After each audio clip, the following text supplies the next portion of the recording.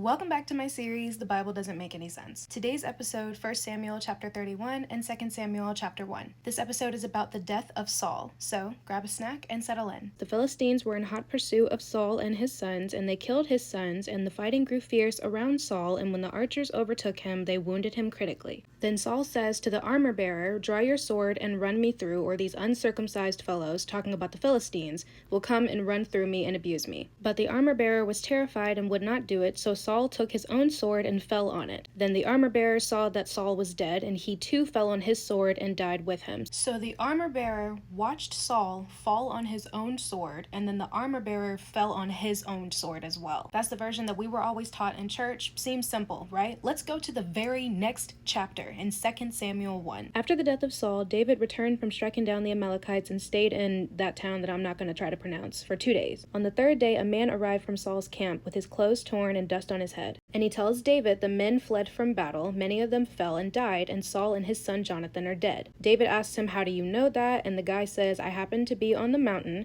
and there was Saul, leaning on his spear, with the chariots and their drivers in hot pursuit. Then he said to me, 'Stand here by me and kill me. I am in the throes of death, but I am still alive.' So I stood beside him and killed him." Then David asks him, "Why weren't you afraid to lift your hand to destroy the Lord's anointed?" And then David called for one of his men and said, "Go strike him down." So he struck him down, and he died. So basically, in one story, Saul kills himself, and in the other story, someone else kills Saul because Saul asked him to. It's not even the same person that Saul's talking to in either story. In both stories, don't mention the other. Like, the 1 Samuel doesn't mention the Amalekite, and the one in 2 Samuel doesn't mention the armor bearer. At first I was thinking, okay, Saul was just wounded, but he wasn't actually dead yet, because the verse in the beginning of 1 Samuel says that he was wounded by the archer, which I guess would make sense with the Amalekite like coming in and finishing the job. But then it doesn't make sense because verse 5 in 1 Samuel specifically says that the armor bearer waited until Saul was dead before he fell on his own sword. Look, when the armor-bearer saw that Saul was dead, he too fell on his sword and died with him. So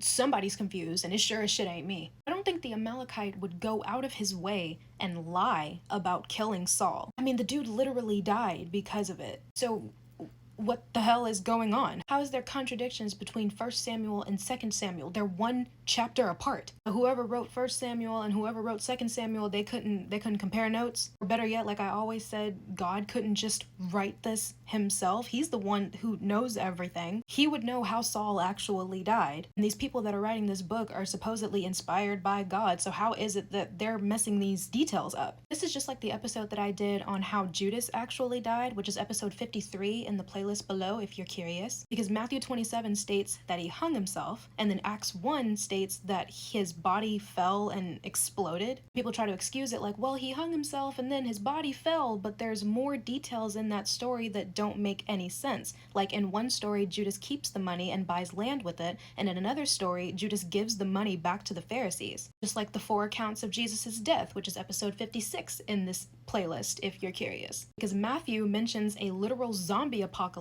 that happens after Jesus dies, and the other accounts say nothing about that. And folks try to excuse it like, well, it's different people telling different stories. All the stories are not going to sound the same. Like a literal fucking zombie apocalypse wouldn't be valuable information. I'm not skipping over that if I'm telling a story, and I don't think anyone else would either. It's the same thing with the earthquake that supposedly happened. They mention it in Matthew, but they don't talk about it in Mark, and I feel like that's a pretty monumental thing to happen. It's just strange to me that people want to quote this book and want people to follow it and take it so seriously, but not even the people that were writing this or translating this could get these details right. Y'all want people to take your little Bible seriously? Maybe write some shit that makes sense?